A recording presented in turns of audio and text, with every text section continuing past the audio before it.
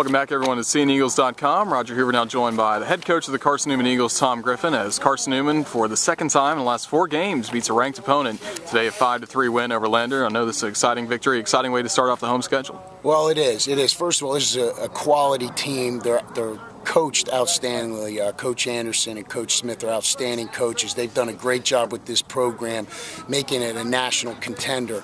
So it's a good win because of the quality people and the quality program. Our pitching and defense today were outstanding. They kept us in the game.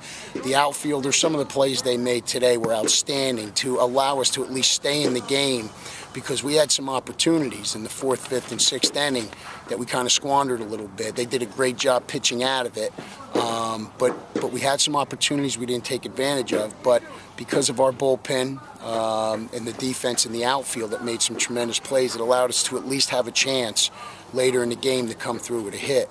And that was a big hit by Brian Everhart, in that situation for us.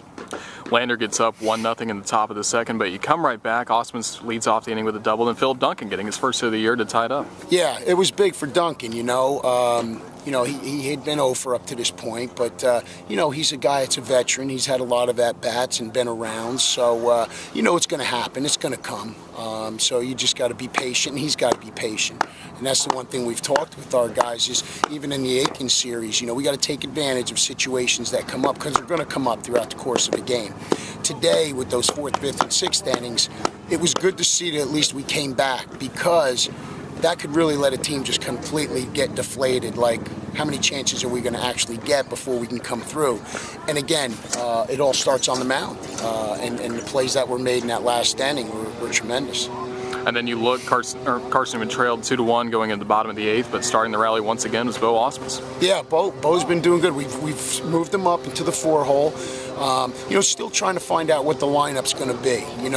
We start conference play this week with, of all people, Tusculum, another great program, and we still don't know what our lineup is as far as 1 through 9 and what positions guys are more comfortable or going to fit us best. So we decided to move Bo up to the 4 slot, and he's an outstanding player. I mean, he's a young player, but he's got a lot of skill offensively, we feel. And then you guys stuck with Ryan Fillers on the mound at the top of the 9th inning and kind of showed us what he had against USC Aiken. A really tough game, but he just grinded it out. Yeah, and that's Ryan. I mean, let's face it, Ryan is a sinker ball type guy, and there's going to be contact made against him, but he has a lot of movement on his pitches. Defense has to play well behind him, because some balls are going to be put in play, but not very many balls are going to get squared up on him. And there was a couple jam shots, couple shots that kind of bleeded into the outfield. But he's a guy that needs to start an inning, and I think the more he throws, the better he'll be. Coming in for just 1 inning, I think Ryan's the kind of guy that needs to throw 2-3 innings. And he's been extended in the past as a starter and as well as a reliever to throw 3-4 innings. So it's a nice guy to have at the tail end to kind of finish off the game. And I thought Daniel Sharp and Faithful were outstanding in the roles they had to pitch in.